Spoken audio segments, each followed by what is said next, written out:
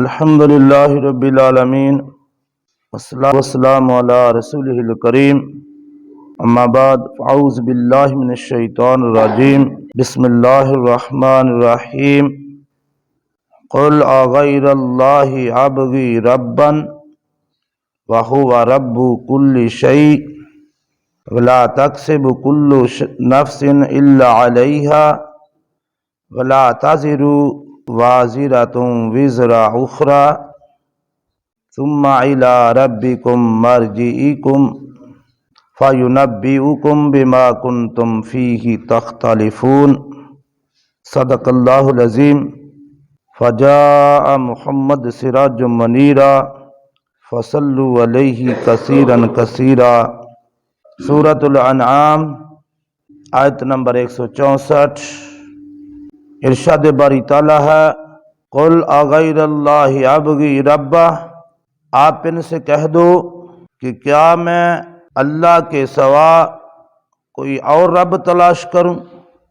اصل میں مشرکین مکہ آپ صلی اللہ علیہ وسلم کے پاس آتے اور مختلف قسم کے مطالبات کرتے اور کبھی کہتے کہ آپ کچھ ہمارا دین قبول کر لیں، کچھ ہم آپ کا دین قبول کر لیتے ہیں، کچھ ہماری باتیں مان لیں، کچھ ہم آپ کی باتیں مان لیتے ہیں، کمپرومائز کر لیتے ہیں۔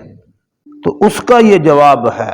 اور ایک بات ولید بن مغیرہ نے کہی تھی، اس نے کہا تھا کہ تم ہمارے دین کی طرف آ جاؤ تو تمہارا سارا بوجھ ہم اٹھا لیں گے، یعنی یہ جو تم کہتے ہو نا کہ تم گناہ کرتے ہو، یہ کرتے ہو، وہ کرتے ہو، تو اگر تم ان کو گناہ سمجھتے ہو تو یہ گناہ تم کر لو۔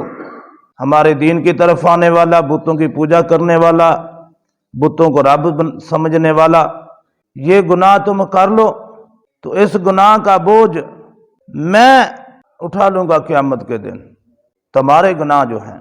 تو کچھ جواب اس کا یہ اس آیت میں اس کا بھی دیا گیا ہے۔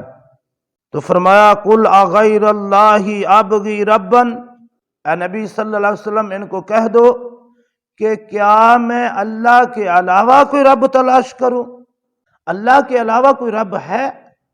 رب دیکھیں وہ پالنے والا ہے، وہ پرورش کرنے والا ہے، وہ ساری ضرورتیں پوری کرنے والا ہے، اور وہ ہر چیز کی ہر ضرورت ہر وقت ہر جگہ پوری کرنے والی ذات ہے، اسی لیے اسے رب کہا جاتا ہے۔ دیکھیں انسان کی جب ضرورتیں بدلتی ہیں، جب اس کی سٹیجز بدلتی ہیں، تو جو اس کی سٹیج بدلتی ہے اس کی ضرورت بدلتی ہے۔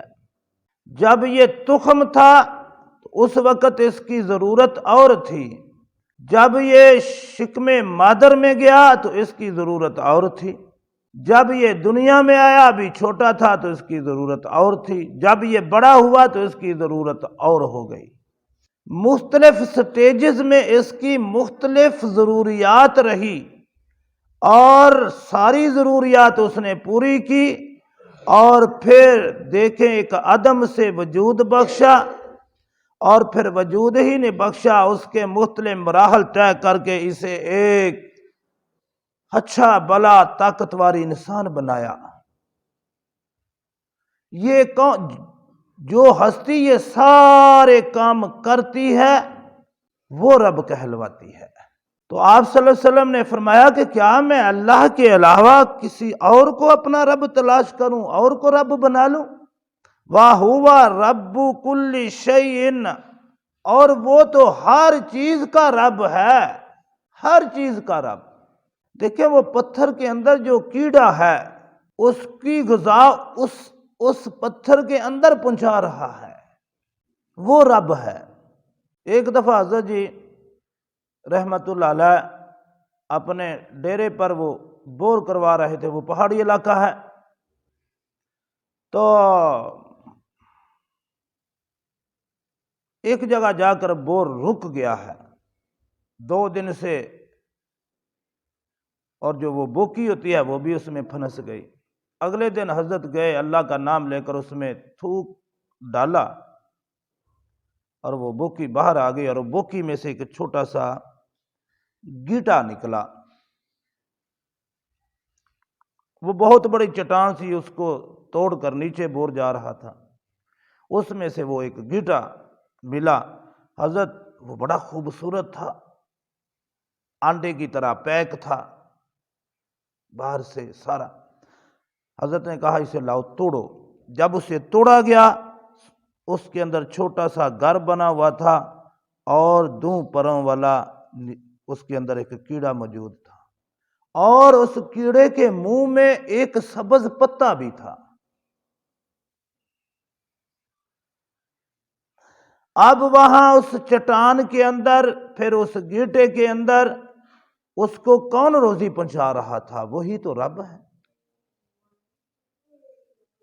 رب اپنی قدرتیں دکھاتے ہیں، تو وہ پتھر کے اندر جو کیڑا ہے اس کو بھی روزی پہنچا رہا ہے، اس کی وہ ضرورتیں پوری کر رہا ہے۔ اسے وہاں سے کیسے آکسیجن مل رہی تھی، کیسے اس کو وہاں سے خوراک مل رہی تھی، وہ رب ہی جانتا ہے۔ پھر رب اس ہستی کو کہتے ہیں جسے ہر چیز کی جگہ بھی معلوم ہو، تب بھی تو روزی وہاں پہنچے گی۔ تو فرمایا وَهُوَ رَبُّ كُلِّ شَيْءٍ، وہ ہر چیز کا رب ہے، میرا ہی رب نہیں، وہ ہر چیز کا رب ہے، ہر چیز کی ہر ضرورت پوری کر رہا ہے، ہر جگہ کر رہا ہے، ہر وقت کر رہا ہے۔ وَلَا تَكْسِبُ كُلُّ نَفْسٍ إِلَّا عَلَيْهَا، اور انسان جو کمائی کرے گا، جو بھی کام کرے گا، وہ اس کے اوپر ہی ہوگا، یعنی اس کا وہ ذمہ دار ہوگا۔ جو بھی وہ کام کرتا ہے، جو کوئی بھی گناہ کرتا ہے، تو سو اس کے ذمہ پر ہے، اس کا ذمہ اس کے اوپر ہے، دوسرے کے اوپر نہیں۔ جیسے یہ دنیا کا قانون ہے، ہمارا تو پاکستان کا قانون ہی عجیب ہے نا، گناہ کوئی کرتا ہے سزا کسی کو اور کو ہوتی ہے۔ یہاں بڑے بڑے جو ہوتے ہیں مجرم وہ بچ جاتے ہیں، اور جو مجرم نہیں ہوتے وہ بے گناہ سزا پاتے ہیں۔ اور جو ولید بن مغیرہ نے کہا تھا کہ اگر تم یہ گناہ کرو تو میں تمہارے گناہوں کا بوجھ اٹھا لوں گا، تو اللہ نے فرمایا وَلَا تَزِرُ وَازِرَةٌ وِزْرَ أُخْرَىٰ، کوئی بندہ بھی اس دن کسی دوسرے کا بوجھ نہیں اٹھائے گا، بلکہ وہ تو نفسا نفسی کا عالم ہوگا، ہر کسی کو اپنی فکر پڑی ہوگی۔ وہ تو جب دن آئے گا تو پھر پتہ چلے گا نا۔ تو اس دن کوئی کسی کا بوجھ نہیں اٹھائے گا، نہ باپ بیٹے کا اٹھائے گا، نہ بیٹا باپ کا اٹھائے گا، نہ بھائی بھائی کا اٹھائے گا، باقی تو دور کی باتیں ہیں۔ اپنا اپنا بوجھ خود اٹھانا ہے۔ جو میرے کرتوت ہیں ان کا ذمہ دار میں خود ہوں گا، میرے اوپر خود اس کا بوجھ ہوگا، کسی دوسرے کے اوپر نہیں ہوگا۔ ثم الی ربکم مرجعکم، پھر تم سب کو اللہ کی طرف لوٹ کر جانا ہے۔ اللہ اکبر۔ دیکھیں ہر روز ہم دیکھ رہے ہیں بندہ موت کی آغوش میں جا رہا ہے، کتنے ہی ہم نے اپنے عزیزوں کو، کتنے ہی پیاروں کو ہم نے اپنے ہاتھوں سے دفن کیا ہے، کتنے ہی لوگوں کو ہم نے اپنی آنکھوں کے سامنے موت کی طرف جاتے دیکھا ہے۔ سب نے جانا ہے، سب نے۔ تو اللہ نے فرمایا تم سب کو اللہ کی طرف، الی ربکم، تمہارے رب کی طرف جانا ہے، لوٹ کر جانا ہے۔ فَيُنَبِّئُكُمْ، پھر وہ تمہیں آگاہ کرے گا، تمہیں بتائے گا، بِمَا كُنْتُمْ فِيهِ تَخْتَلِفُونَ، جن باتوں میں تم اختلاف کرتے تھے۔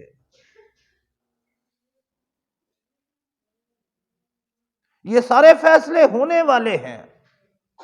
مشرکین مکہ جو باتوں میں اختلاف کرتے تھے ان کے بھی فیصلے ہو جائیں گے کہ حق کس طرف تھا، اور آج جو مسلمانوں میں آپس میں تفرقہ بازی شروع کر دی ہے اور تفرقوں میں بٹ گئے ہیں، ان سب کا بھی فیصلہ ہو جائے گا، پتہ چل جائے گا کون راہ حق پر چل رہا تھا، اور ہر کسی کو اپنے کیے ہوئے کا جواب دینا ہوگا۔ پیچھے اللہ تبارک تعالیٰ نے فرمایا تھا کہ تفرقوں میں نہ پڑو، جن لوگوں نے دین میں تفرقے ڈالے ہیں اے نبی صلی اللہ علیہ وآلہ وسلم تمہارا ان کے ساتھ کوئی تعلق نہیں، وہ تمہارے کچھ بھی نہیں لگتے، نہ ان کا تمہارے ساتھ تعلق نہ تمہارا ان کے ساتھ تعلق ہے۔